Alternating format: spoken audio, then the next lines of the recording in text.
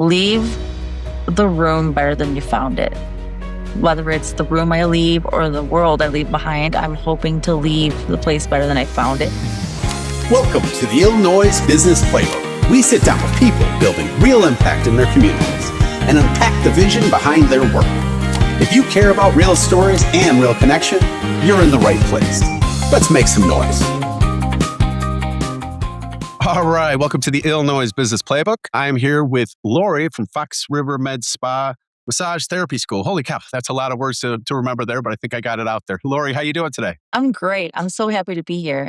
Thanks for having me on the show. Absolutely, and I'm so happy that you're here too. I've seen you out there in the field. You have a relationship with my producer, my wife Neha, my better half, and I know a little bit about you just because of all the kind words that she said. So I'm really interested in the audience getting to know you as well. I know that at the organization that you work out, that you do teaching within that, and I want you to know real quick that you have a little more similarities with my brother. He's a professor at ECC at Elgin Community College. So teaching is something that was very important when I was growing up. My father was a brilliant man. So I love people that teach. I think people that can help others get to their best versions of themselves is just such a beautiful thing.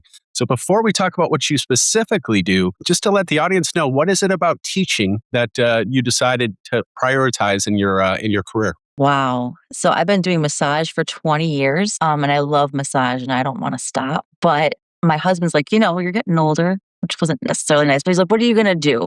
Right. And I'm like, I've always kind of wanted to be a teacher. Like when I first started school and I went to COD, I was hoping to be an educator, an English professor is what I wanted to do. And it's funny because I saw a brochure for massage and I got so discouraged. Like I was excited because I'm like, I need to look into this, but I got discouraged by my counselor and by my mother. Like, why do you want to get into massage? I'm like, I don't know. I can help people. I can make a difference. I can run a business. I can do all these wonderful things. I felt like called to it in a way I couldn't explain. And my goal initially was to be an educator at a college level because people at college, they're there because they want to learn something. And so I'd gone through this avenue of massage and helping people. I liked the idea of teaching adults. And then when Julie Bevel opened and Professor Freeman opened up the school, I got to assistant teach with Professor Freeman, which she's an amazing educator. And then I'm like, even if I do get a little nervous public speaking, I know that I speak relatively well. I'm proficient in this subject and I get the opportunity to teach other people how to do what I do. And really witnessing people go from being completely new to growing in themselves and witnessing their becoming is amazing. It's amazing. And you get to be part of that growth, like the blooming. It's amazing. I have my first set of students. I've called them my A-team. They're remarkable human beings that have all just recently graduated boot camp or in clinic, and they're looking for, bodies to work on to get that time. And there's just something about being a part of growth, of encouraging someone that they can do something. I want to give people the support that maybe I didn't necessarily have. That's beautiful. Again, I mentioned my brother. He is an English professor, so there was some synchronicity there too. And myself, I actually went to College of DuPage for a year before I transferred to a four-year institution. So I have some conflicted feelings about College of DuPage because it was a very hard time of my life. But the experience of going to school, and it was when I really kind of started blossoming as far as trying to really prioritize academics too, which was good. Well, you really explain why you teach and the wonderful reasons behind teaching. And I do think it takes sort of a special person to teach. And the fact is, you have to be patient, you have to be kind, you have to be sweet, you have to be compassionate, you have to be understanding. If you're a good teacher, you do those things, and it really sounds like you exhibit those things. Now, I don't want this to be a you and my brother Jeff party here, but my brother, who I'm very proud of, is a twice published author. And in fact, in his first book, if you open up to the third page, he actually dedicates the book to me, which is a pretty beautiful thing. But I don't think my brother is the only one that's an author. You also have authored some books. Is that correct? I do. I was encouraged by my husband to publish things that I've written over the years. Like I started writing when I was very young. Writing has just been like a release for me. And I would just start ideas and then he'd be like, can you just pick one and publish it? Just pick one idea and finish it. Right. And I was like, okay. And it turned into 3 books. They're behind me. There's like supernatural, young adult fiction fantasy, Secrets in Mystic Woods, Journey Through Darkness, and Guided by Moonlight. Mm. So I have the fourth book written. I just need to find a new publisher, I think, or publish it myself. And that series should be complete, and then I'll work on a few more. I have a whole list actually in front of me of books that I will eventually write. So if I ever stop doing massages and I go and retire, I'll be somewhere writing books. That's beautiful. What did that feel like when that first book got published? It was amazing. It was amazing. I'm gonna skip back. So I'm gonna grab my book. We opened the book out of the box, and I got to hold it in my hands, and I was like, "This is an idea that was actualized." It's beautiful. It's like physical now. Yes. This was all dreams and brain and ideas, and it was actualized. Much like the businesses that are going on around me, seeing like Doodaloon, seeing I love her. Yes. And she got that location. She was a home business and she got that location, and just witnessing her actualizing her dreams. Like, this is actualizing your dream.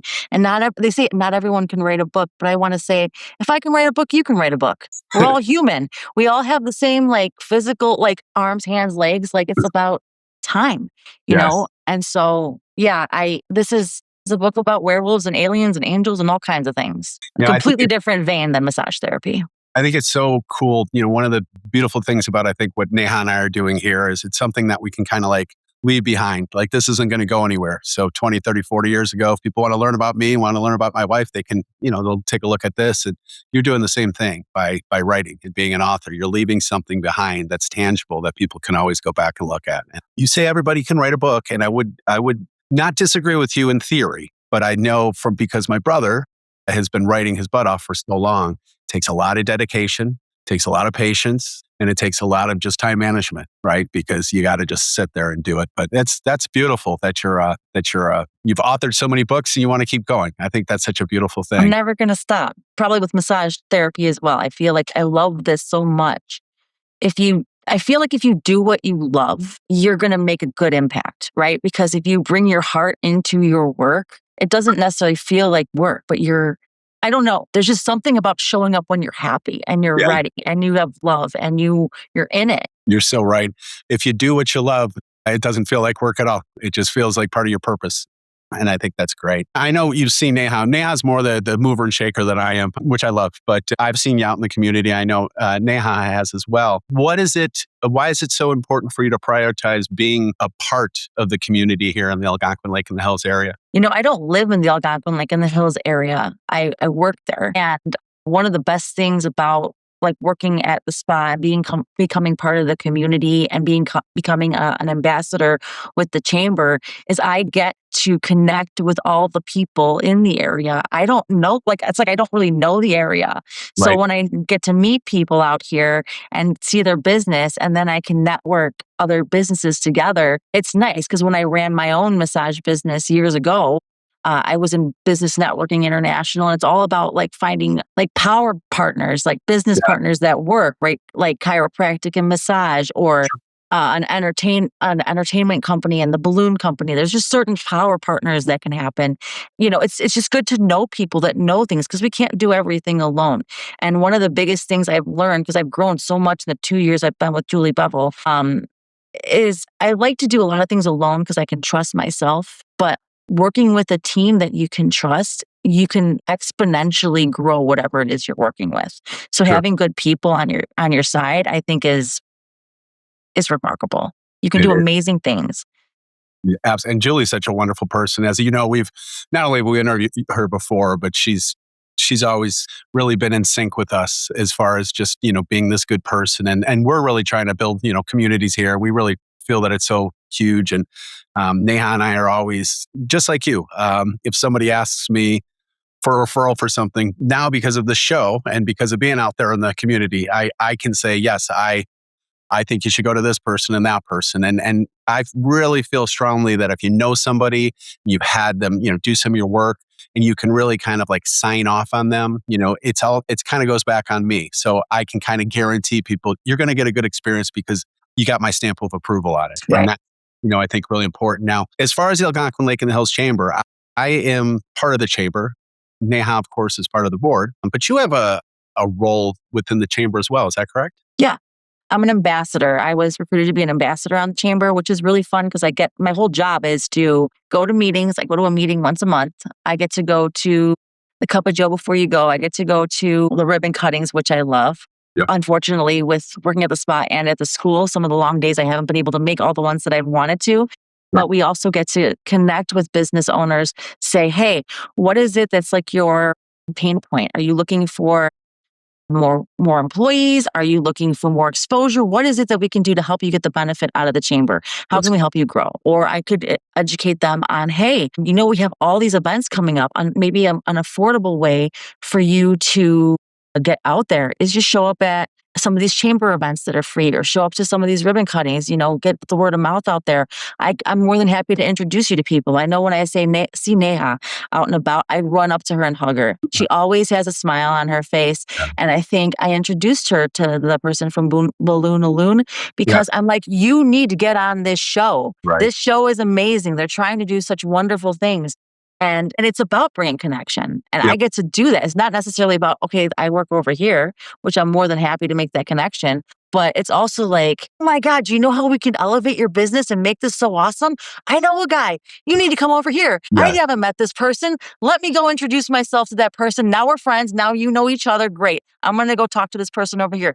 It's just nice. It's nice to be able to bring people together. That this world sometimes cannot always be so nice. But I think if we really, what we're trying to do with our show is we're trying to lift people up. We're trying to elevate people. We're trying to give them a spotlight. We're trying to give them an opportunity to tell their story, to educate the audience, and really, establish this community. But we're doing so selflessly to a certain extent. Spoiler alert, neither Neha and I are millionaires from the show yet in any sort of sense, but that really wasn't the point. The point was to really try to leave something good.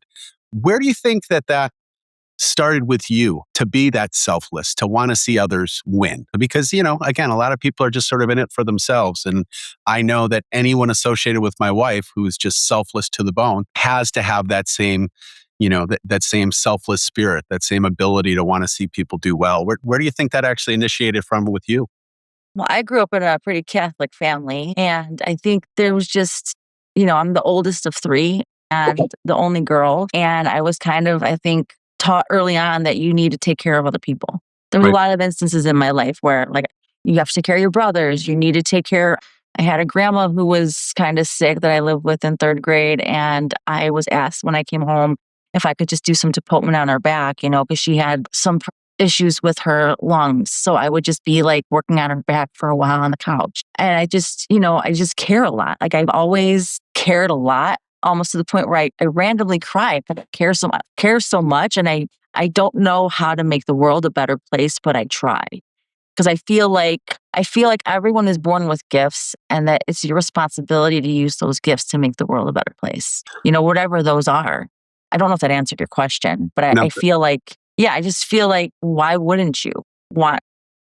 Well, first off, not only was that a good answer, that was a great answer. And secondly, I hope I'm getting the gentleman right, but I believe Morgan Freeman was asked how to make the world a better place. And he said one random act of kindness at a time, right? So when you say you don't know how to make the world a better place, Lori, you're a living proof of doing so, just by being you and by trying to help people out. If everybody had that spirit that jived with my wife and you, and hopefully me to a certain extent as well, I think we could really impact the world. I know I've referenced this on the show again, but if you didn't see that episode or two that I said it, I'll say it again. But there was a movie back in the day called Pay It Forward, where the school assignment for the little kids were to figure out a way to change the world. And this little kid came up with this concept of helping 3 random strangers. And the only thing he asks in return is that they do the same for 3 other strangers. And obviously, if you think about it mathematically from a domino effect, you can do so. So I really do believe strongly that if you can act kind to somebody and impact one person, that you've done something with your life, and hopefully then they can kind of carry the torch. But you're doing so already. That helps me with the little moments, like sometimes I think maybe I'm not doing enough, but I have to remember sometimes it's like being present at a coffee table, like at my dinner table with my daughter when she's talking to me about her day, or about when my friend calls me. I may be busy with all these things, but sometimes it's like, it's important to have that one-on-one. And just even in, like, with the school, I feel like every one of my students came to me and like told me something they'd never shared with someone else. And I'm just like, wow. Mm. Why? Like, I don't know why people come to me and share these things with me, but I just want to be there for them through that hard time. And I've gone through my own stuff as well as a child. So I think it's really important to just really try to be present because we are so busy. The difference between empathy and sympathy is when something goes wrong with somebody, if you want to be sympathetic, you go, oh, I'm so sorry. When something goes wrong with somebody, to be empathetic, you go, okay, something challenging has also happened in my life before. What would I want to have done in the same situation? And a lot of times, it's just time to listen. A lot of times people just need to get things off their chest and stuff. And for you to be that person that people like just naturally go to, that's a good sign. You're living a good life. Thank you. When I was younger, I love sports, but my father also wanted to make sure I was a little more well-rounded. So he made me be a Cub Scout. And then eventually I went from Cub Scouts to Boy Scouts for a little while as well. And I have some amazing memories of going camping and whittling and cooking over the campfires and all that other fun stuff. But I guess I'm not the only one that has Scout in their blood now, am I, Lori? What No. sort of role has the Scouts played in your life? I was a Daisy, a Brownie, and a Girl Scout growing up, and my daughter wanted to also join that. And I try to encourage her to do things she loves. And I'm like, oh, I can help because I'm busy with life. Yeah, I'm going to help. And then at some point, I became a co-leader. I don't know how that worked, but the next thing I know, I am helping to run a Girl Scout troop. But what's really cool is my daughter has a group of friends that she's known from like kindergarten. And these girls have grown up together. They're now cadets. Cookie season is a big deal. We have a small troop, 9 girls, and I'm really proud to announce that these girls have raised over $2,000 in cookie sales this year between those 9 girls and all the booths and the cold weather and just the dedication that they put in. And I am so proud of these girls. And one of the things I love is like their goal setting, and that when I'm talking with them at a booth and as a leader, because I'll tell my daughter, honey, it's not just about you. It's about now I'm responsible for all these girls. I have to be present for all these girls. And we have a lot of like events, and we want to go camping, and we've done a trip to Wisconsin Dells. I think it's really cool that these girls are working so hard. And what I love about Girl Scouts and watching them grow throughout the years, from just these little beautiful little girls to like they're going into high school in a couple of years, and they're all different like backgrounds. Like one girl talked to me at a booth, and she's in a culture where, her parents like, don't get involved. Like, we're gonna, just focus on this. But she's like, I wish there was a way that I could protest some of the things that bother me. And that speaks to my heart. And it's like, well, how do we help someone find their voice and their power at such a young age, when a lot of times young girls are overlooked or not taken seriously? Absolutely. I have another young lady in my group who has a brother who's in a school. He's got Down syndrome, and she's not happy with the way the school is handling it. Like they don't have enough supports potentially to handle his condition. So she would like to go to the board and talk to them about how do we make this happen. And I'm listening to them talk, and I'm like, well, let's set a plan. Like if this is your goal and this is the change you want to make in the world, like I'll support you, but you have to look into what you want to do. My daughter is like ridiculously passionate about nature. She cries over animals.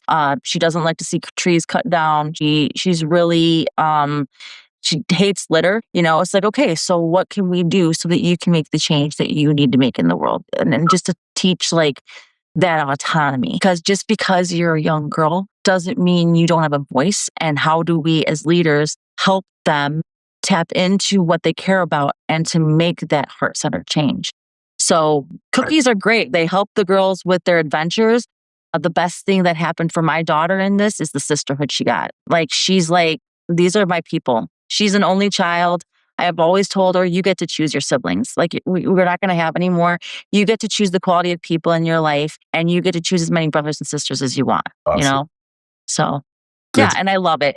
And what's really sweet, another aside, I have a gluten intolerance. And so when we have these like events and there's like food and people are bringing snacks, Like, I can't eat most of it, which is totally fine. It's not about me, it's about the girls. But one of the girls is in like a culinary class, and for like the Christmas holiday party, she baked me gluten-free chocolate chip cookies. Apparently, she did this research and contacted all the people she knew that were gluten-free. And Mm, she's like, Miss Lori never gets to eat with us, so I'm gonna make something for Miss Lori. And that really touched my heart and meant a lot to me. So I just try to be a positive influence in the girls. beautiful. We a couple things because you gave a lot of really wonderful information for me there. First and foremost, I don't think I've ever said this on the show before, but I actually had an aunt who's sadly passed away many moons ago, but she had Down syndrome. So growing up with my aunt, I think that sort of was one of the first ways that I started to become a little bit more empathetic, a little bit more caring, a little bit more patient, a little bit more understanding of people that have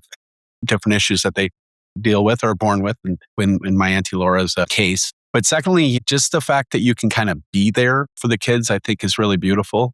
I completely agree. I think the show certainly shows that we're not very gender specific on the show. In fact, if I look back at the guests, I would feel very comfortable about saying we've had more females than males on our show, like very, very much so. And I'm all for everybody feeling empowered and feeling safe and living their best lives, no matter who they are, what they are. But I think it's great that you're choosing to direct and you're choosing to be somebody that helps, because a lot of those little girls, they need that.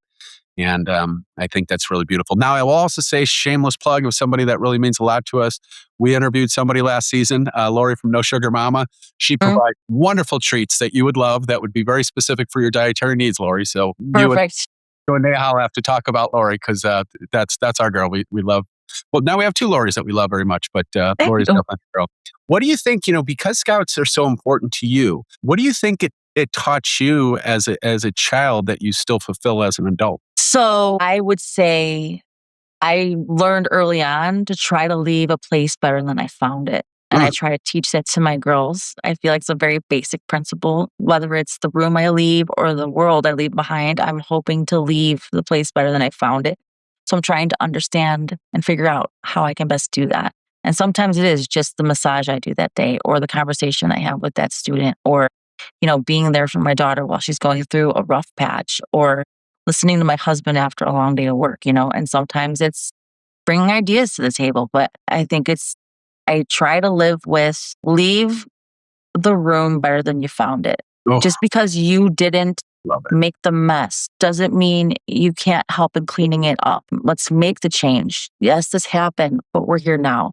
And I have to remind myself often, like, I can't always change the past or the future, but I can be present right now. And Mm, I can be mindful and I can make choices right now to be a good human being. Be kind, be helpful to others, offer help to people that are older, or maybe they can't walk with a wheelchair. Like, let them have their autonomy. But right. hey, do you need help? Hold the doors for people. Yep. Simple, basic, common courtesies, I think, is just something that I've learned in Girl Scouts. And I think it's important. And I think it's been lost in a lot of ways. I think people don't consider other people. And I think just a small step of like being a kind human being to your fellow human being is really simple. Yeah. And even rich people can afford to do that. You don't have to be rich or poor to afford manners and kindness. You exert more muscles in your face when you frown than when you smile, right? So I feel so very strongly that, being kind is actually good for ourselves and our souls, but it also helps lift other people up as well. You've referenced your students many times. So I'd love to hear about somebody um, that you've taught that just really stands out to you. Now, I want to preface this by saying I'm sure you have hundreds upon hundreds, but tell us about somebody that sort of stands out as somebody that maybe was a little resistant, maybe was a little challenging, maybe, had to overcome their own personal obstacles, but, came out shining through like the beautiful person they are. I'm trying not to give names because I don't want to like give anybody away. I don't want to put anyone on the spot. No, don't do that. I'd have to break it down because I have a small group of students Okay. on my A team that I call them, and they all have their own unique development. So let's say one person mentioned that they were very introverted and very nervous, and they came to class and they were going to go out of their way to talk to people and make friends, and they put themselves out there, and maybe they over socialized. And this person is very kind and very caring, and she can be very nervous. She just graduated out of boot camp, and she is a phenomenal massage therapist. We still have like time to go. I have another student who came in, I think, with a certain focus to go into like athletic massage. And she's been going through her own life development. And I think she's leaning more towards a different area. And it's so interesting to see because when they walk in with a certain perspective or maybe not knowing, and then they just kind of transition. I had a student that came in, she seemed really shy and quiet. And she was taking me in and I was trying to understand, like, is everyone following along? Does everyone understand what we're doing? Does anyone have any questions? She kept looking at me like this. And I was like, I didn't know what to do. And I'm like, okay, well, I guess we're moving on. She is, I would call her almost like the voice of the class. She's like, I'm sorry for asking questions. I'm like, nope. I want you to ask the questions because if you have a question, someone else has that question. And she's almost like asking the questions everyone else is afraid to ask. So she's like, I'll ask the question. I got it. I'll take care of you. And then her sense of humor came out. Like everyone's personality started coming out once the nerves slipped away. And she's hilarious. She has kind of a dark sense of humor, but I kind of like it. You know, it's just, she just came out and you would not have expected it. But to watch them go from like, I don't know what I'm doing. And people have left like certain jobs, like that paid a lot of money to come into massage therapy because they're like, my heart is not in it. Yep. Like I also worked at corporate for a while and I was like, I feel like I'm trapped in a box. Like I'm a robot in a box. I know And I need to do something more inspiring with my life, more passionate driven, more fulfilling. And this student is like, I can't look at spreadsheets anymore. I just can't do it anymore. And she's like, I need to be able to make a business happen out of this. What else? Let me see. I'm trying to think because everyone's so amazing and they all have stories. I remember here's one. I have a student who is a very short, tiny woman, and you would not think that she would stretch you and give you the deep tissue you're going to get. And I am so excited that when she graduates that like big biker dudes underestimate her because she will give a good deep tissue. So I'm like, use that to your advantage. But she's probably the shortest person in the class and she'll be great for Thai massage, deep tissue. Like I could see her, you know, doing the one with the bars and she's walking on your back like this. She will get into your knots. So it's nice to see. It's like a surprise, you know, and every single person learns differently. And so we're teaching, these are the tools you need to learn. I'm not going to teach you how to do a massage the way I do a massage necessarily, but these are all the tools and you're going to develop your own style. And then watching them grow into themselves has been remarkable. And I don't feel like I'm really teaching them.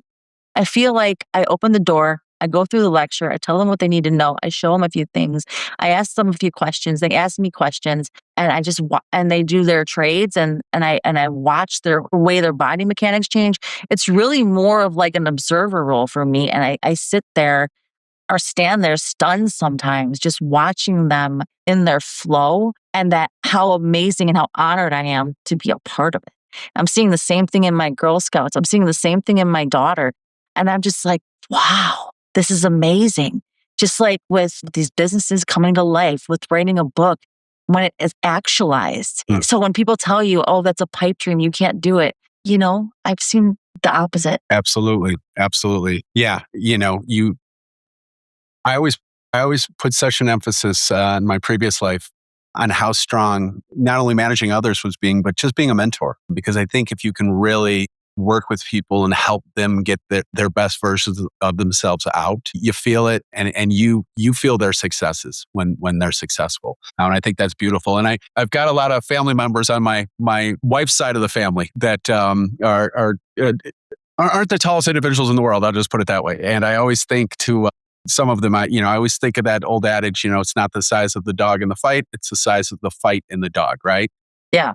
And I think that example you just gave really was kind of making me think of that. Lori, it's been wonderful to spend some time with you, for people to learn about you. I really think the world would be a better place if people had the mindset that you have of really trying to elevate people, lifting people up. I think, you've shown that if you have a dream and you want to write, you write. And if you want to leave corporate and do something that you're more passionate, you do it. I can empathize with that as much as anyone in the world can. But thank you so much for showing up, and thank you so much for being authentic, and thank you so much for letting us all know who you are. I think you're a great person. I'm glad the audience was able to see that. Thank you. You got it. You have a great day. Okay. You too. Thanks. Bye. Bye.